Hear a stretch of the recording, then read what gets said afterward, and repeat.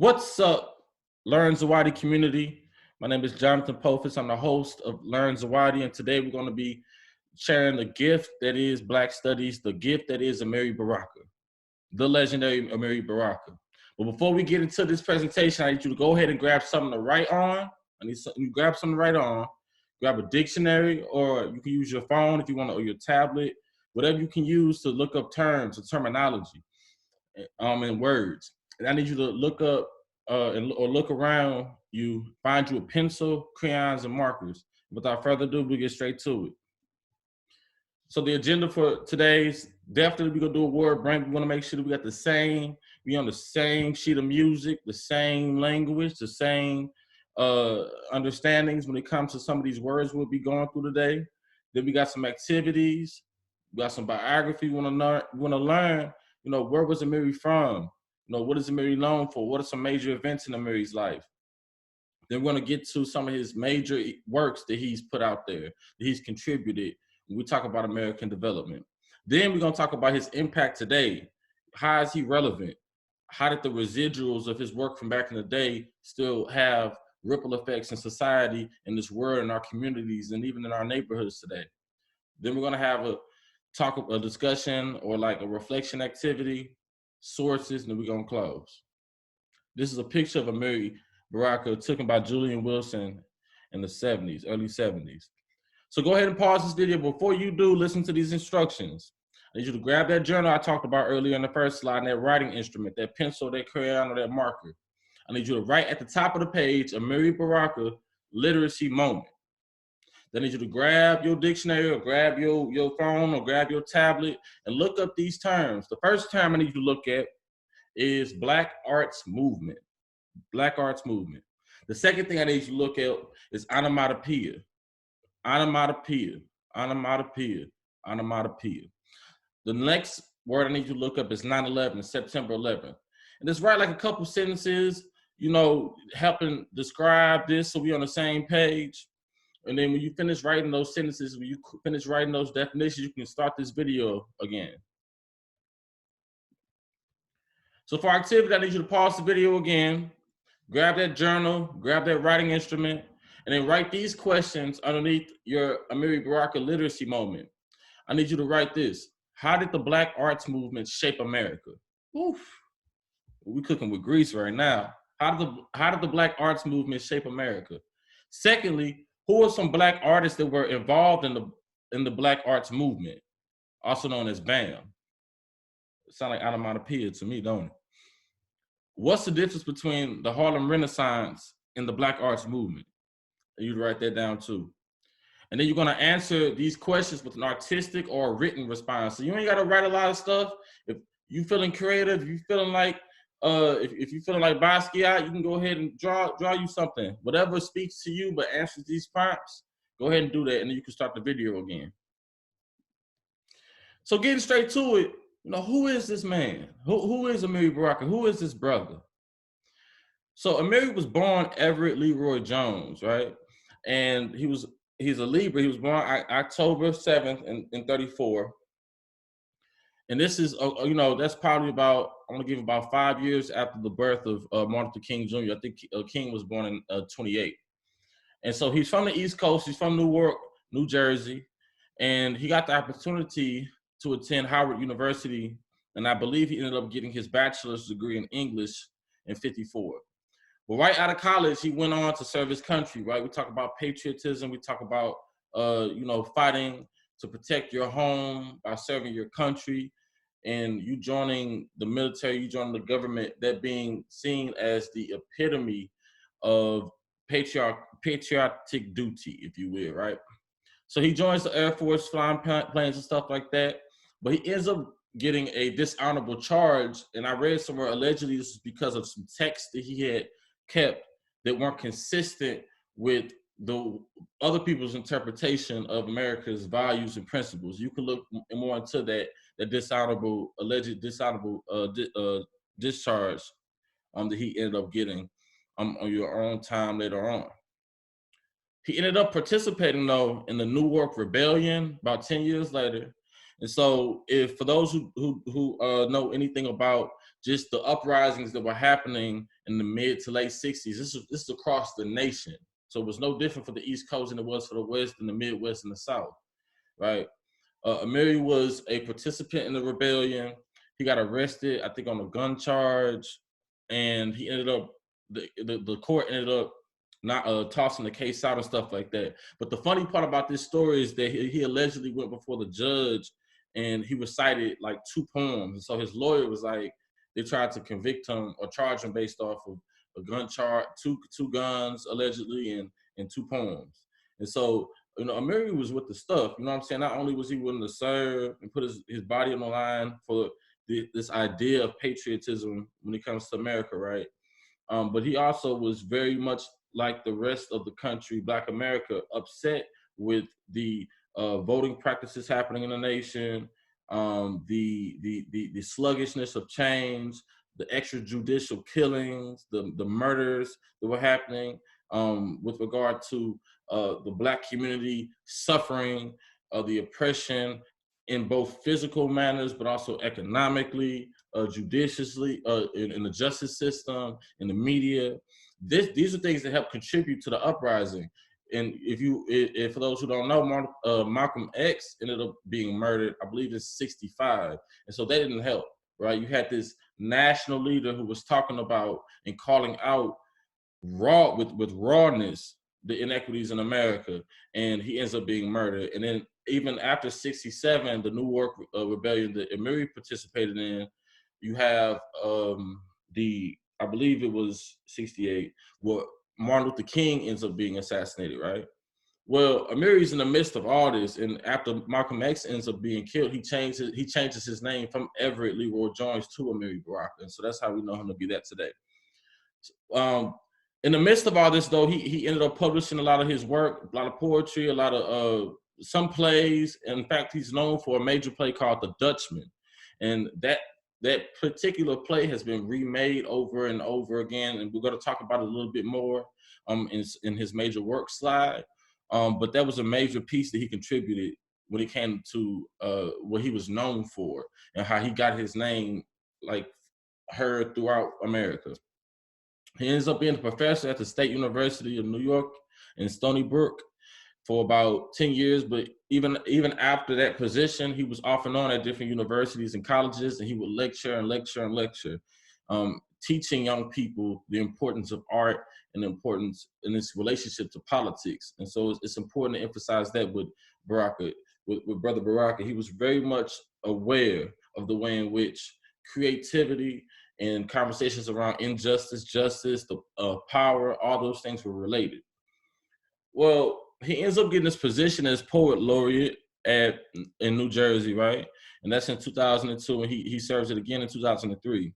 And we'll get into that a little bit later, but that experience is short-lived because of a piece that he ended up publishing, and the piece was so controversial. It was around 9/11, and we looked up 9/11 in the former slides. But it was around 9/11, and when he wrote that piece, it was over. The New Jersey governor like got word of it and pretty much abolished the whole position. It wasn't like they removed him from the position and they put another call out for some new poet laureates. They completely abolished that position, and I don't know if that's still the case to this day, but for over, I believe, 10 plus years, to my knowledge, there hasn't been another laureate since Brother Baraka had that position. So like I said, he lectured, and then he had his family. I believe he got married twice. One to, I think it was Hetty Colin, and then his wife is named Amiri Baraka.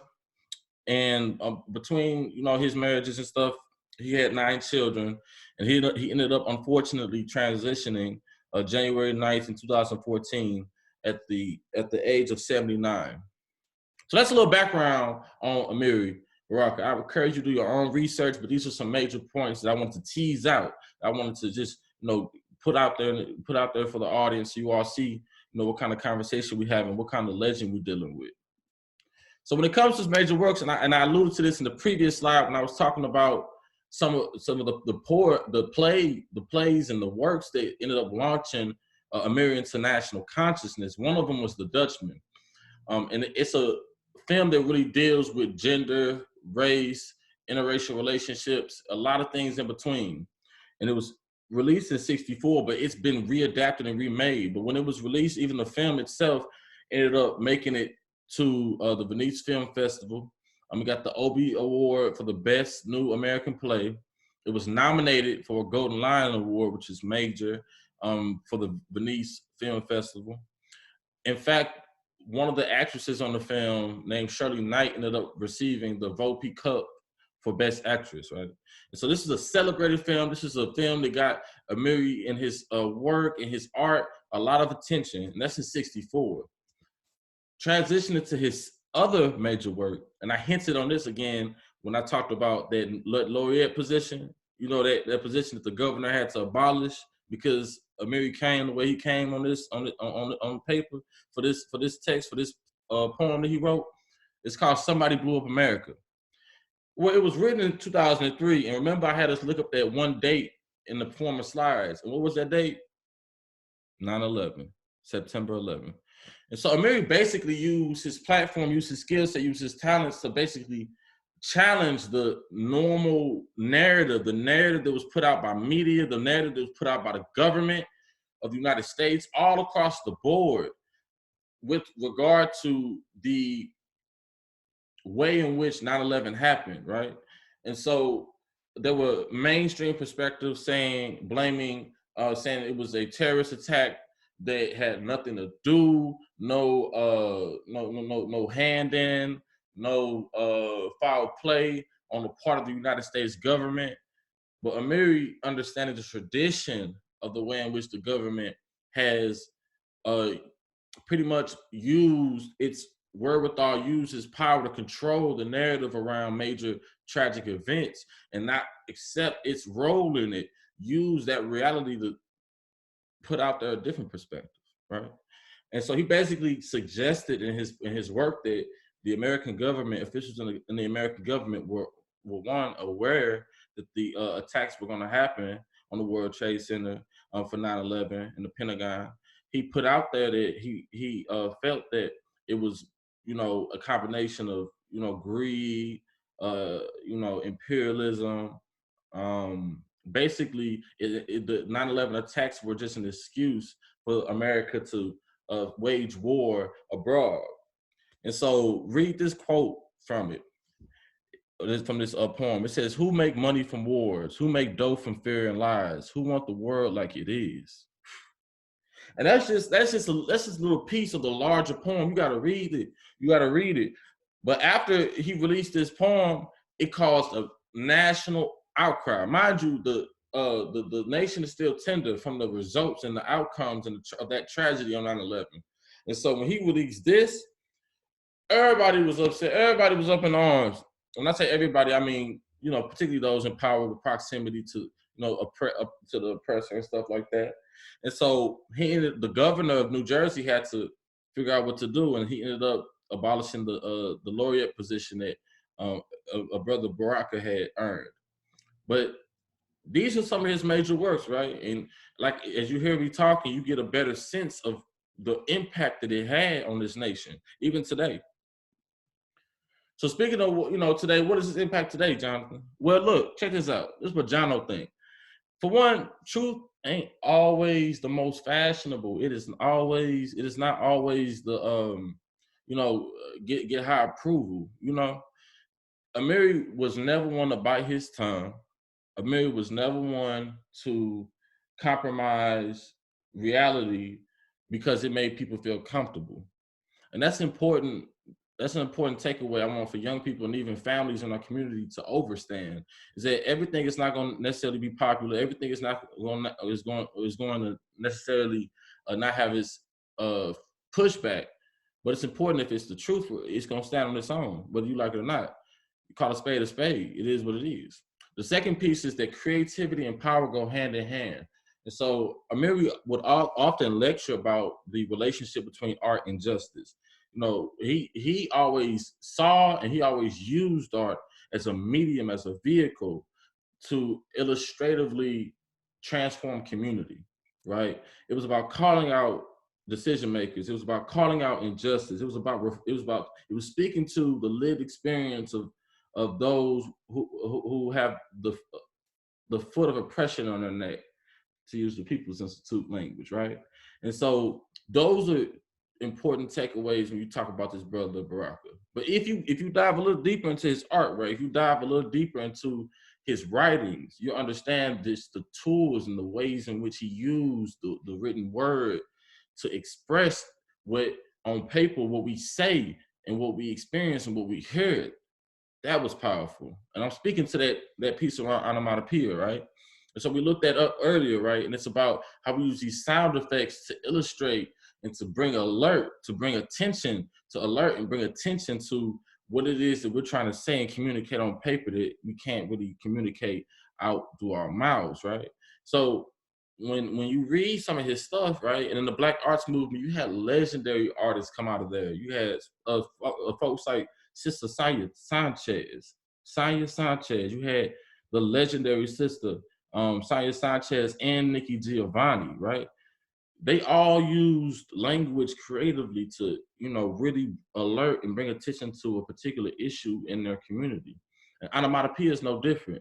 And so when Amiri would read his work, let's say he was talking about gunfire, he'd be like boom, boom, boom, boom, boom, boom, boom, boom, boom, like he's tap, tap, tap, tap, tap, tap, tap, tap, tap. That's how he did it, right?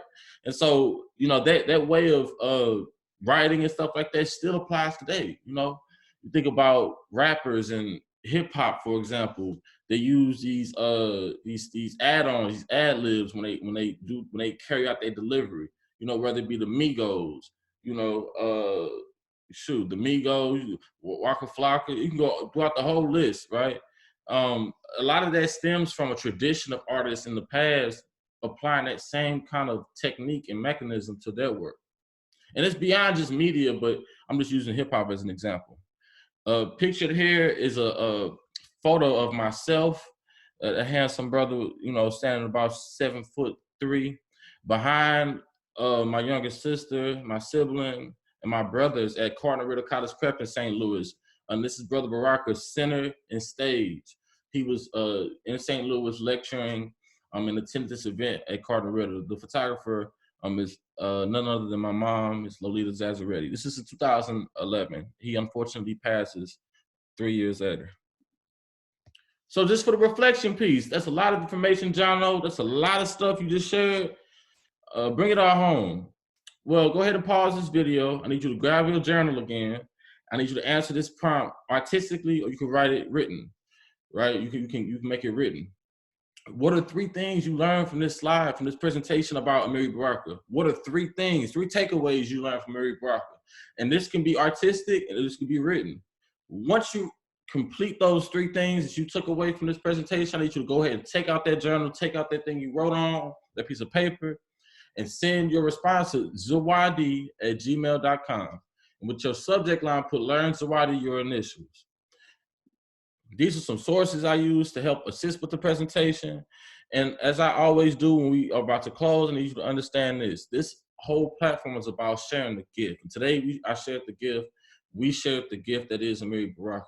It's critical that we learn Black history, we learn the gift of Black history, and we learn Zawadi.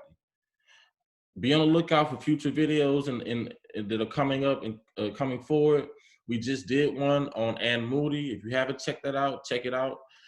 I want to thank you for checking out this video Learn Zawadi community. I'll see you next time.